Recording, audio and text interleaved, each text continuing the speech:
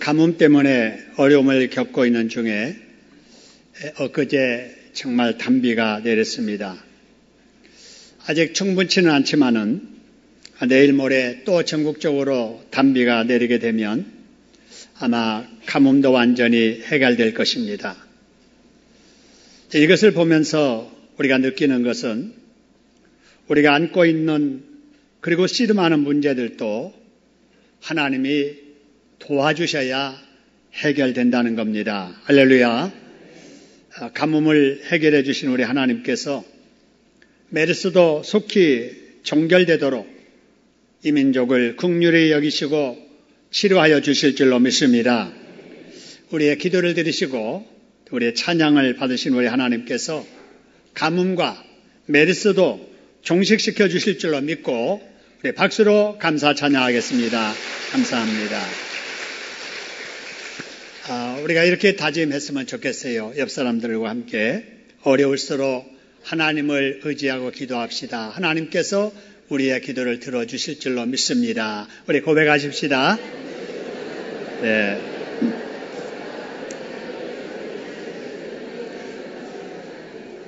예, 어려울수록 우리 하나님 의지하고 기도하시기를 소원합니다. 우리 계속되는 에스라서 우리 네 번째 말씀인데요. 오늘은 6절부터 시작합니다. 6절의 말씀 보니까 일곱째 달 초하루라는 말이 나옵니다. 자, 이것은 일반 달력으로 볼 때 7월 1일이라고 하는 건데 이스라엘이 사용하는 종교력으로 보면 1월 1일이라는 말이에요. 자, 이스라엘 사람들이 이렇게 일반 달력과는 다르게 그들만의 달력을 사용하는 이유는 바로 그들은 다른 민족과 다른 역사를 그들이 가지고 있었기 때문입니다. 지난 주일날 말씀을 드렸듯이 이스라엘 사람들이 하나님의 백성이잖아요. 그런데 우상을 섬기는 불신의 국가 애굽에서 400년 동안을 종살이 하고 있었습니다. 이때 이 종살이를 종식시켜 주신 분이 하나님이세요. 그래서 그들이 애굽에서 나오는 그 날을 새해 첫날로 이제 생각하고 그들의 달력을 사용하기 시작을 한 거예요. 그래서 그들이 이제 그들의 새해 첫날을 매해 맞을 때마다 그들만의 어떤 그 절기를 지켜왔는데 오늘 6절의 말씀 보니까 그 새해 첫날에 그들이 한 일은 여호와께 뭘 드렸으니 그래서요 번제를 드렸다 그 말이죠. 오늘날로 말하면은 그들이 새해 초하루부터 하나님 앞에 예배드렸다라는 거예요. 여러분 이걸 통해서 우리가 깨달을 수 있는 것은 하나님의 사람들은 불신 세상 속에 살지만 하나님의 문화를 소중하게 여기며 살아야 된다라고 하는 것입니다. 아마 여러분들도 혼자 예수 믿는 분이 계시겠습니다마는 저도 어렸을 적에 저와 동생만 교회 다녔습니다. 우리 동네에 아무도 교회 안 다녔고요. 우리 집에서도 아무도 교회를 안 다녔어요. 근데 교회 갈 때마다 가장 부러웠던 것이 아이들이 부모님 손잡고 교회 가는 거 이게 너무 부럽더라고요.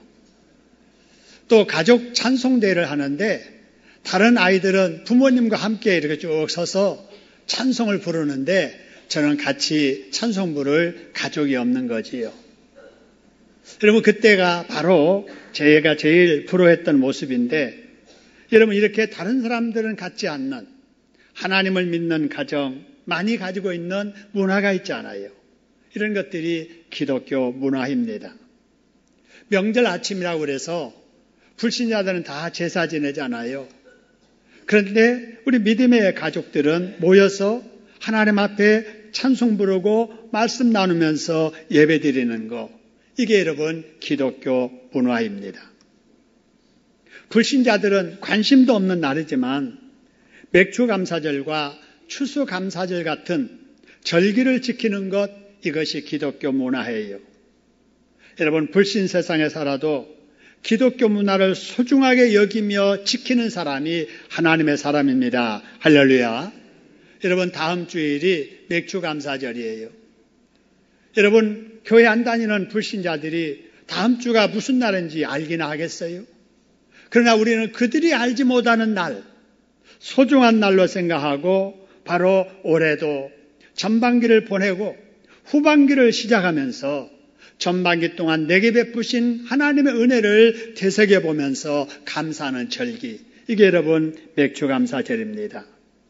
우리 하나님은 받아 누리고 있는 것에 감사할 줄 아는 자에게 다음 기회가 왔을 때 더 많은 열매를 주시는 줄로 믿으시기를 소원합니다.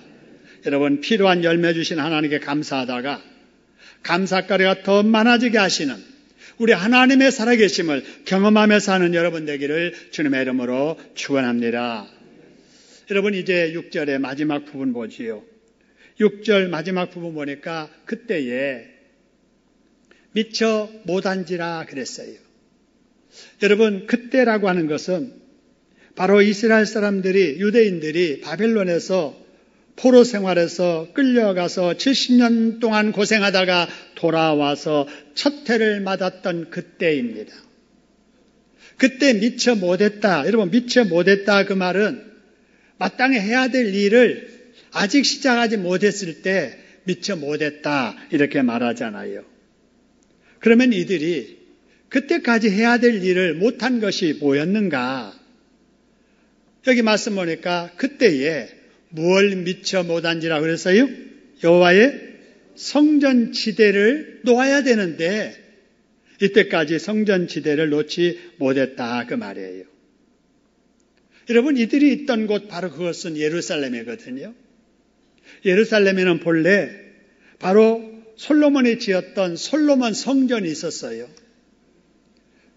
근데 거기에 살던 이스라엘 백성들이 하나님의 말씀을 떠나 살면서 죄만 짓다가 결국은 바벨론으로 포로로 끌려갔을 때 바벨론 사람들이 와서 성전 안에 있는 기물들을 다 뺏어가고 그들의 얼과 정신을 바로 없애버리기 위해서 성전마저도 다 파괴시켜버리고 없었던 거예요. 그래가지고 이제 바벨론에서 돌아온 사람들이 성전을 찾아갔더니 터만 남아있는 거예요. 그곳을 찾았던 바로 이 족장들이 이렇게 소리를 지릅니다. 자, 우리가 여기에서 다시 하나님의 성전을 지읍시다. 원수들이 와서 다 성전을 없애버렸어도 우리가 다시 지으면 됩니다. 라고 소리를 지르자 거기 함께 했던 사람들이 그럽시다 그러면서 자기가 힘들게 가지고 온 바벨론에서 가지고 온 예물들을 내놓기 시작을 합니다. 그 예물들이 얼마였느냐? 금이 6만 1,000다리요, 은이 5,000만이에요, 제사장의 옷이 100벌이다라 라고 이렇게 소개합니다. 우리의 그 개념으로는 이 양이 얼마나 되는지 모르지만은 상당히 많은 것들, 바로 이것을 다 건축 자금으로 다 이렇게 내놓고 그 건축 자금이 마련됐는데도 불구하고 바벨론에서 돌아온 지 3개월이 지나 새해 첫 해가 되도록 해야 할 일을 못하고 있었다, 그런 말이에요. 그러고 나서 그들이 이제 절기를 지키고 나서 의미 있는 일을 시작하게 됩니다. 그 일이 뭐였는가? 7절에 보니까 족장들이 성전 건축 헌금 드린 것을 가지고 이제 건축에 필요한 자재 구입을 시작하게 됩니다. 그래서 백향목을 레바논에서 요바까지 이렇게 운송하게 했다, 이런 내용이 나옵니다. 그리고 8절에 보니까 바벨론 포로 생활 마치고 귀환한 지 2년 만에 실제적으로 공사를 시작하게 돼요. 이렇게 보니까 자재를 구입하고 공사를 시작하기까지 2년이 걸리게 됩니다. 그래서 2년 동안에 기도를 준비하고 또 설계도를 준비하고 그 다음에 건축에 필요한 자재들을 구입하는 일로 2년을 보낸 거지요. 그리고 이제 9절의 말씀을 보니까 이제 공사를 시작했는데 거기에 이제 건축 현장에 투입될 사람들을 다 정하고요. 각자 분야별로 자기의 일들을 맡겨서 일들을 하게 하고, 일하는 사람들을 바로 레위 사람들을 불러가지고 그들을 감독하도록 일을 맡깁니다. 여러분, 이렇게 해서 이스라엘 백성들이 바벨론에서 돌아와가지고 철저하게 준비해서 아주 의욕을 가지고 성전 건축을 시작하게 되는데, 여러분, 이 성전 건축 공사가 그만 중단되고 맙니다. 왜냐하면은 북쪽 이스라엘에 살던 아수르와의 혼혈인들이 성전 건축을 방해하기 시작을 한 거예요. 그들이 했던 일을 오늘날의 용어로 이렇게 바꾸어서 표현하면, 이들이 성전 건축에 동참한 사람들에게 다 찾아갑니다. 그리고 오늘날로 말하면 전화를 해서 성전 건축하는 일 동참하지 못하도록 방해합니다.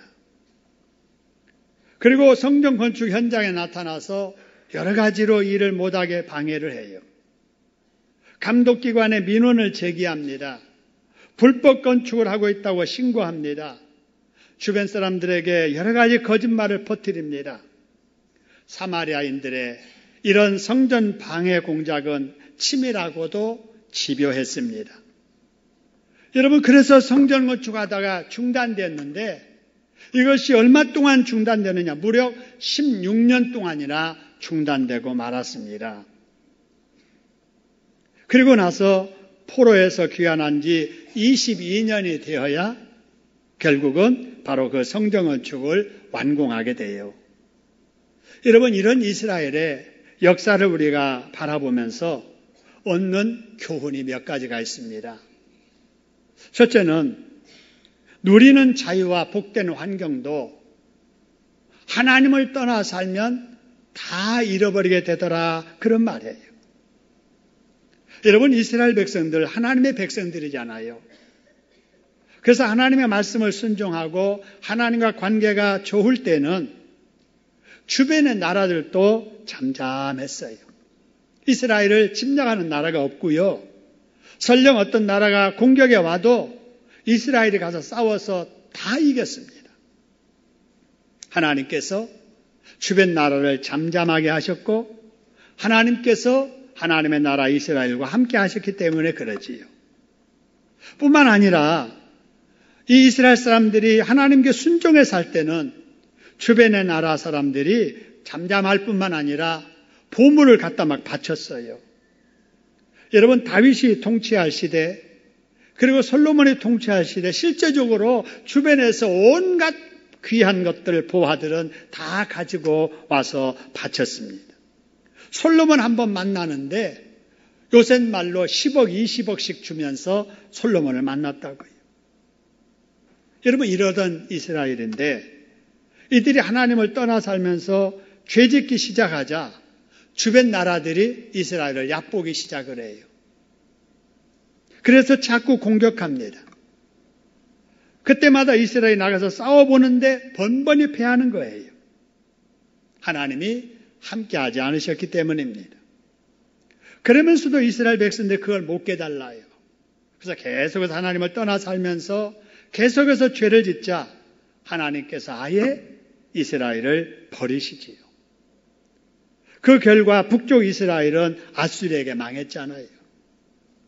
자기 동족 북쪽 이스라엘이 망하는 꼴을 보면서도 밑에 있었던 유다 왕국 사람들도 역시 또 하나님 앞에 죄짓고 마니까 역시 유다 왕국도 버리잖아요.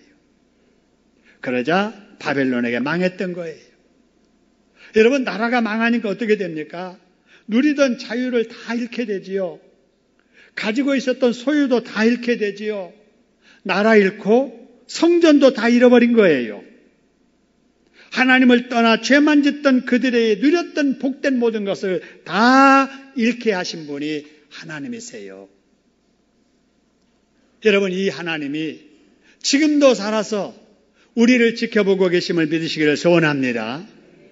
그러므로 우리가 지금 누리고 있는 거 잃지 않으려면 하나님 말씀 순종해 살아야 됩니다. 할렐루야. 여러분, 우리가 누리고 있는 것이 얼마나 귀한 것인지 여러분 잘 모르실 거예요. 이 세상 지구상에서 가장 위험한 나라가 이스라엘과 우리나라예요. 이스라엘보다 우리나라가 더 위험합니다. 우리는 여러분 분단된 나라, 종전 상태가 아니라 휴전 상태로 있어요. 그러니까 전쟁을 하다가 우리 좀 쉬자. 그리고 지금 있는 거예요. 그러는 가운데 북한에서 계속 여러분 무기 만들어서 위협하고 있잖아요. 언제 여러분 충돌할지 모르잖아요. 그러는 중에도 우리는 안전하게 살고 있잖아요. 여러분 조그만한 나라, 지지리도 가난했던 나라, 여러분 먹을 것도 걱정 없이 살고 있잖아요. 등 뜨뜻하고 배부르게 잘 살고 있잖아요. 여러분 누리고 있는 이 복이 얼마나 소중한 것인가를 깨닫는 여러분 되시기를 주님의 이름으로 축원합니다. 여러분 바로 우리가 누리는 것이 얼마나 소중한 것인가는 잃어봐야 알아요. 잃어봐야 알아요. 여러분 그렇다고 해서 우리가 누리는 것이 얼마나 소중한가 알기 위해서 한번 잃어보자. 여러분 그럴 수 없잖아요. 잃기 전에 누리는 거 하나님이 주신 줄로 알고 누리는 것을 통해서 하나님께 기쁨을 돌리는 삶을 살아야 될 줄로 믿습니다. 그러는 사람은 잃지 않아요. 누리는 거 잃지 않고 하나님께서 더 필요한 것 채워주실 줄로 믿으시기를 소원합니다. 그리고 이 이스라엘의 역사를 통해서 또 한 가지 깨달아야 될 것은 하나님 기뻐하는 일에는 다 기쁨으로 참여하더라라는 거예요. 유대인들이 다 참여했거든요. 설령 북쪽에 있는 사마리아 혼혈인들은 계속 하나님의 성전 짓는 것을 방해했어도 유대인들은 한 마음으로 동참했던 이런 모습들을 보게 됩니다. 여러분, 우리들도 지금 우리의 삶의 현장에서 이루어지는 일들 중에 하나님이 기뻐하는 일에는 우리가 다 하나가 되어야 될 줄로 믿습니다. 여러분, 사람이 하는 일에는 다른 생각을 가질 수가 있어요.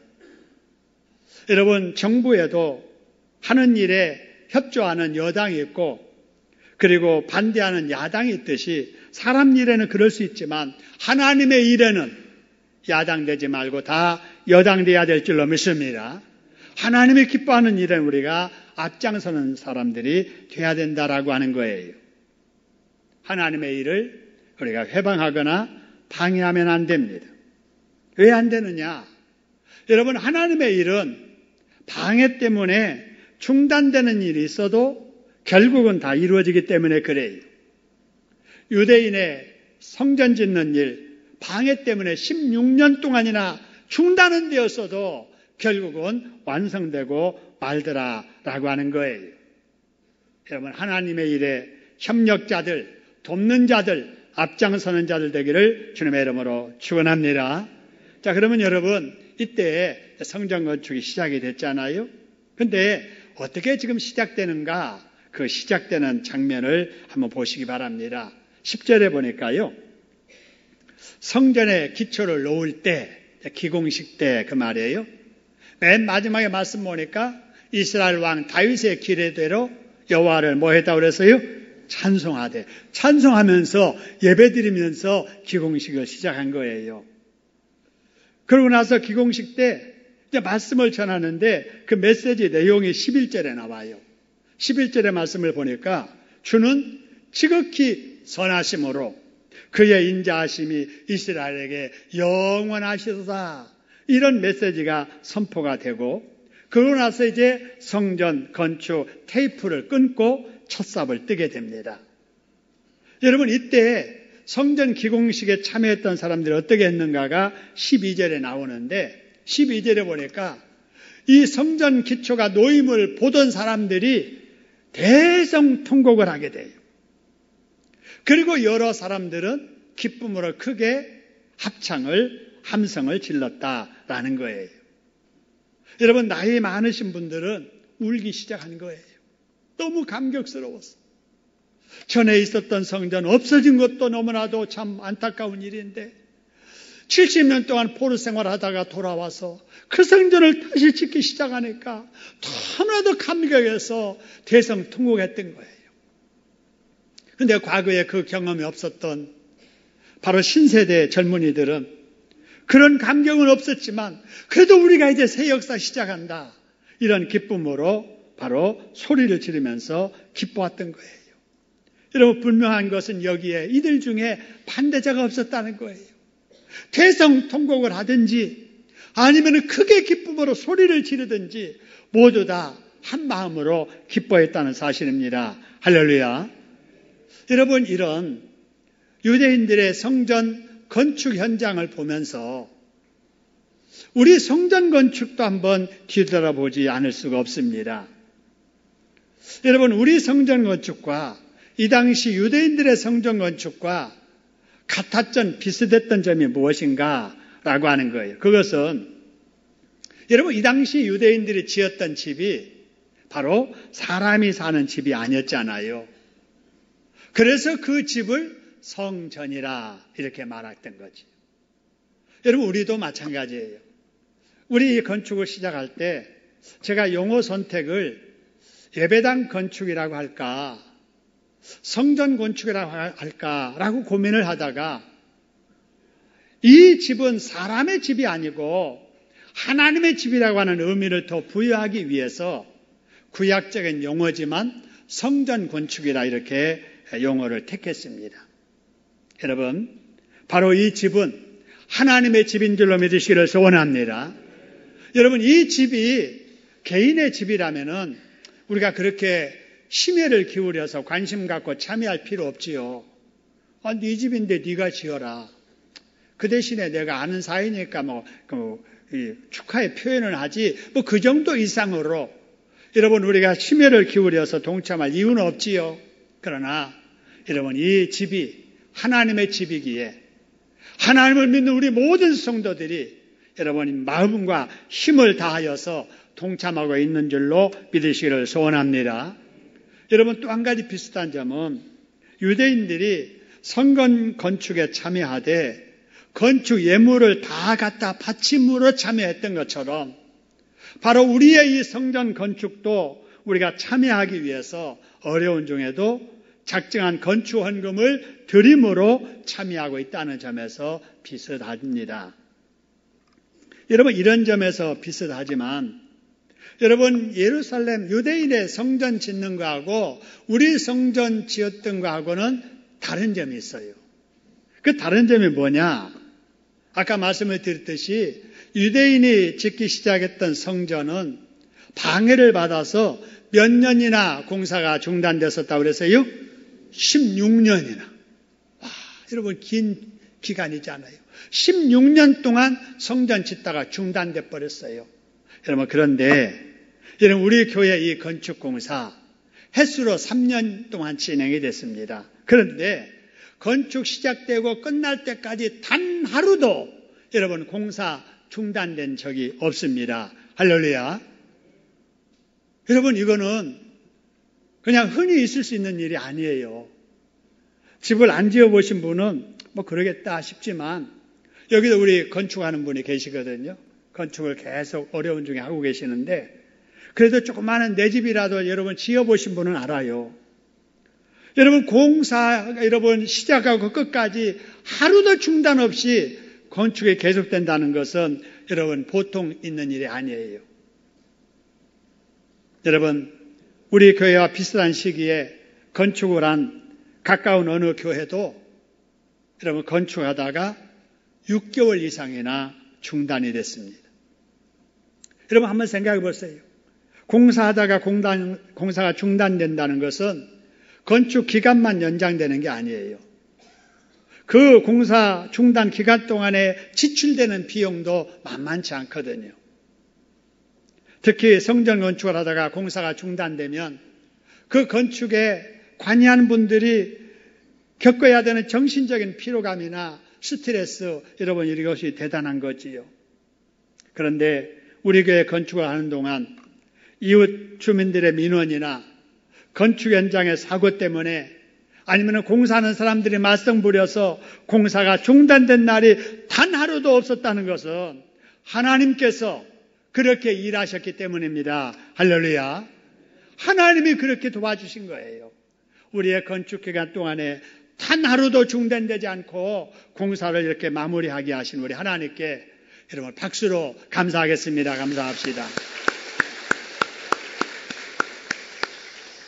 여러분, 이제 우리가 남아있는 일은 건축한 이 성전을 하나님 앞에 바쳐드리는 거예요. 이거를 봉헌한다 이렇게 말하기도 하고 헌당한다 이렇게 말하기도 합니다. 여러분, 건축을 했으면 이 건축을 다 이제 마치고 나서 헌당을 위해서 여러분 우리가 건축비를 다 해결해야 돼요. 그러기 위해서 그동안에 우리 교회 성전 건축에 관련된 건축 비용과 건축비 운영 상황을 알아야 될 필요가 있습니다. 여러분, 이런 자세한 보고는 그동안에 우리 건축위원회에서 재직회 때 정기적으로 인쇄물을 다 만들어서 경과보고를 해왔습니다. 그런데 이 재직회는 2부 예배 마치고 하잖아요.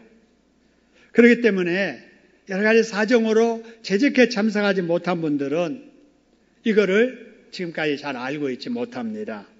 내가 몰라도 잘 다 알아서 잘 하겠지. 이렇게 해서 참여를 하지 못합니다. 일부 예배 참여하신 분들은 역시 전혀 참여할 수가 없지요. 여러분, 그러나 성전을 건축하고 헌당하는 일은 우리 모두가 관심을 가져야 될 일이기 때문에 오늘은 제가 설교 중에 우리 공동체 여러분 모두에게 지금까지 건축과 관련된 재무 상황에 대해서 간략하게 말씀을 드리려고 합니다. 이러한 돈 이야기는 아마 오늘이 마지막일 거예요. 여러분, 우리 교회 성전 건축에 들어간 총 비용은 72억 원입니다. 여러분, 우리 교회 이 건축을 하기 위해서 들어간 돈이 얼마라고요? 72억이에요. 그래서 우리 교회 이 정도 들어서 지었다는 건 여러분 아셔야 되잖아요. 72억을 들어서 지었고 시설했습니다.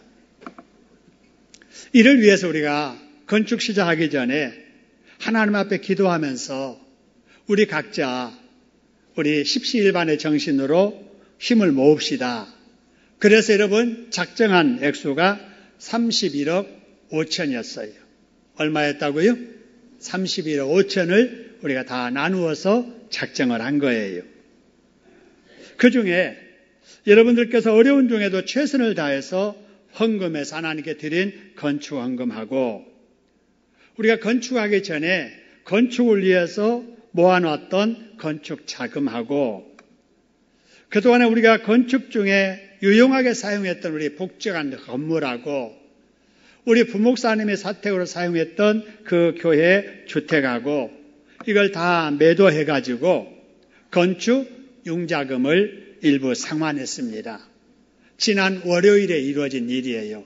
그래서 오늘 지체 없이 말씀을 드리는 겁니다. 그래서 성전 건축 비용으로 은행에서 융자 받은 것 중에 지금 남아있는 액수가 9억 5천입니다. 여러분, 지금 남아있는 융자금이 얼마라고요? 9억 5천이에요. 여러분 한번 보세요. 72억의 건축비를 우리가 열심히 마음을 모아서 이제 갚고 나니까 두 자리 숫자였던 은행 융자금이 한 자리 숫자가 됐다는 거예요. 9억대가 됐다는 거예요. 여러분, 저는 그 순간에 너무나도 감격했어요. 하나님이 우리 교회와 함께 하신다.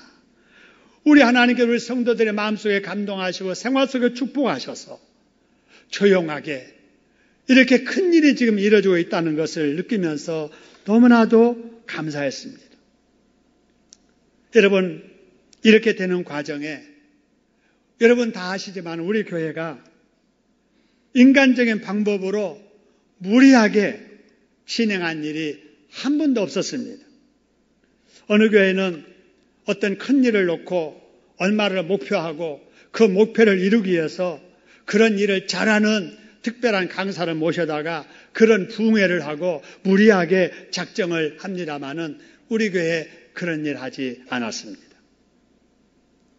여러분, 제가 여러분에게 그렇다고 설교 시간에 예배 시간에 헌금을 무리하게 강요한 적도 한 번도 없었습니다. 그래서도 70여 개 건축비가 이제 9억 5천으로 줄어들었다는 것은 하나님께서 성령으로 우리의 마음을 감동하셔서 우리에게 이런 기적을 체험하게 하시는 줄로 믿습니다. 그동안에 조용하게 큰 일을 이루게 해주신 우리 하나님, 우리 성령님께 박수로 감사하겠습니다. 감사합니다. 자, 여러분, 그런데 하나님께서 이번에 또 기적 같은 일을 행하셨습니다.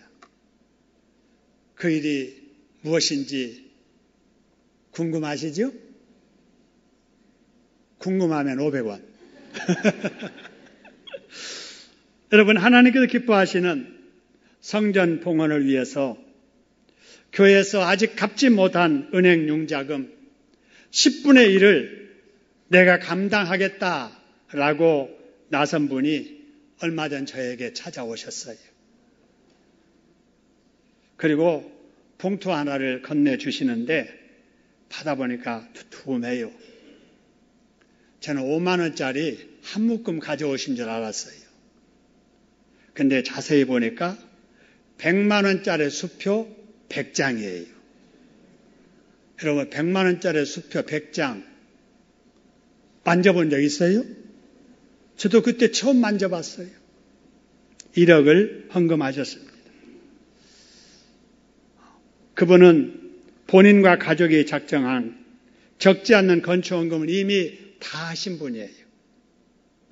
그런데 교회의 부채가 아직도 남아있는 것을 보고 이대로 가다가는 헌당할 날짜가 다가와도 하나님께서 기뻐하시는 온전한 성전 봉헌하기 어렵다고 판단되어서 남다른 짐을 또 지신 거예요. 10분의 1을 내가 감당하겠다.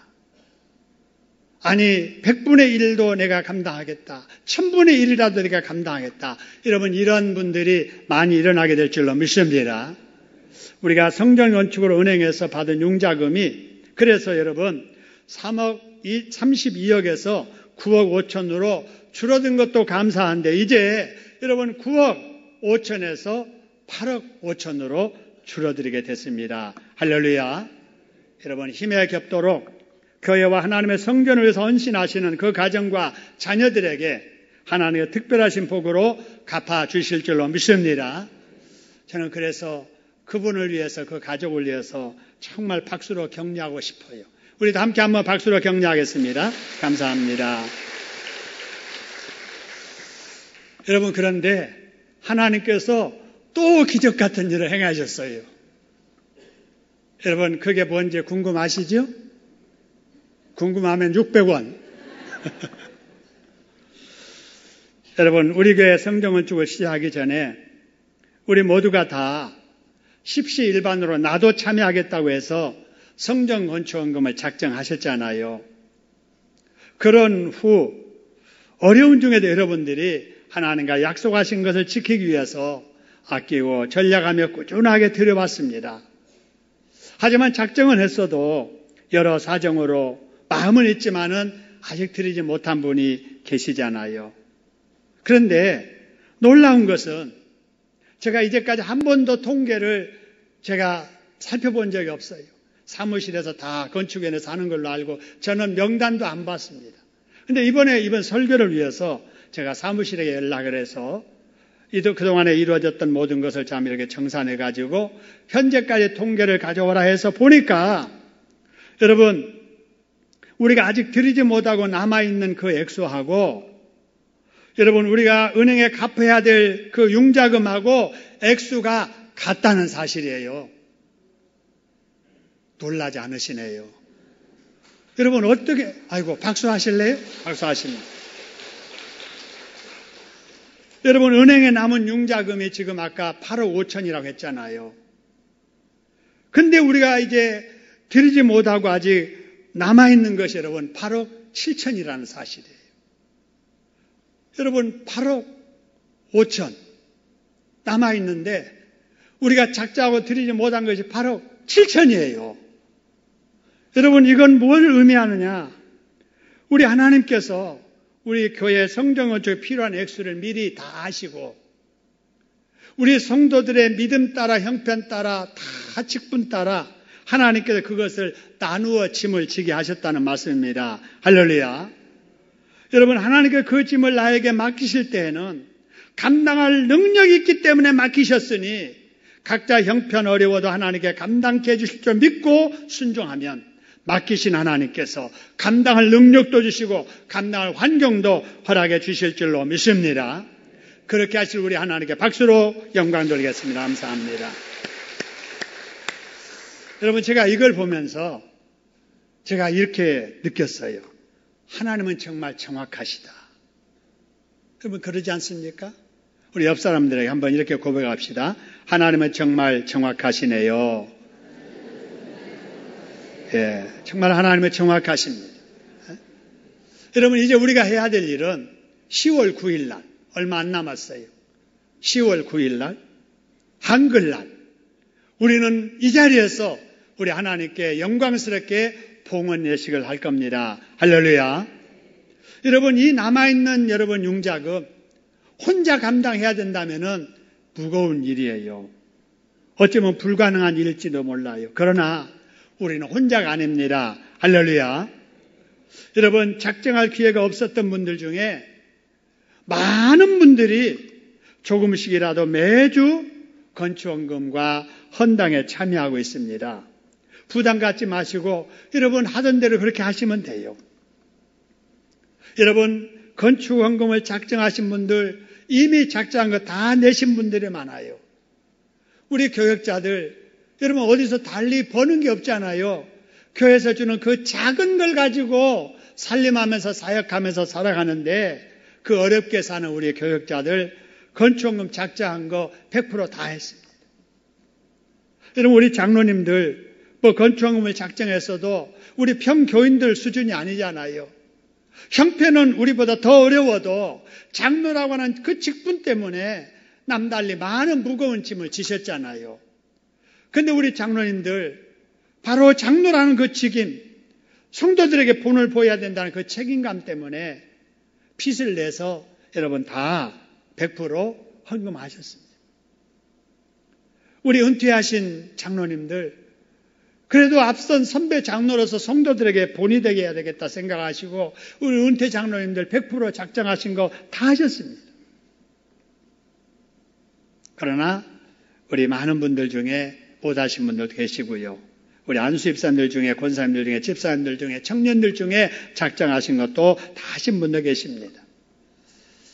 여러분, 이미 또 하셨지만은 계속해서 더 하시는 분들도 많이 계시고요.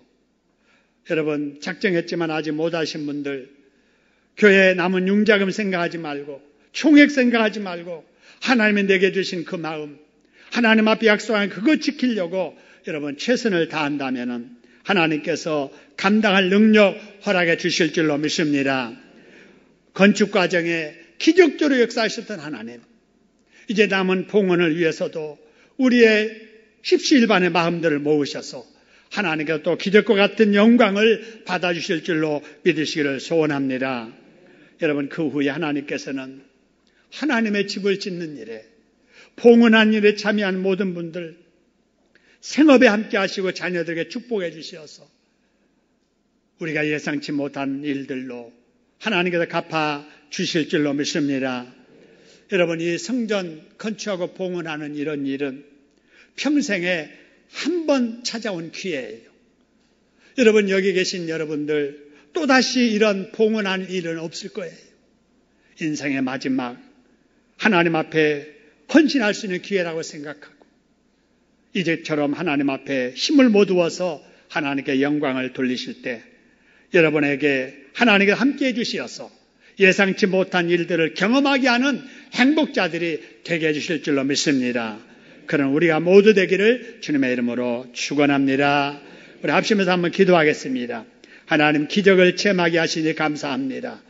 이런 기회에 하나님 앞에 헌신으로 동참해서 하나님 영광 돌리게 하시고 하나님 앞에 절대 칭찬받게 하시고 우리의 생업과 자녀들에게까지 하나님의 부어주시는 복이 넘치게 허락해 주옵소서. 같이 한번 기도하겠습니다.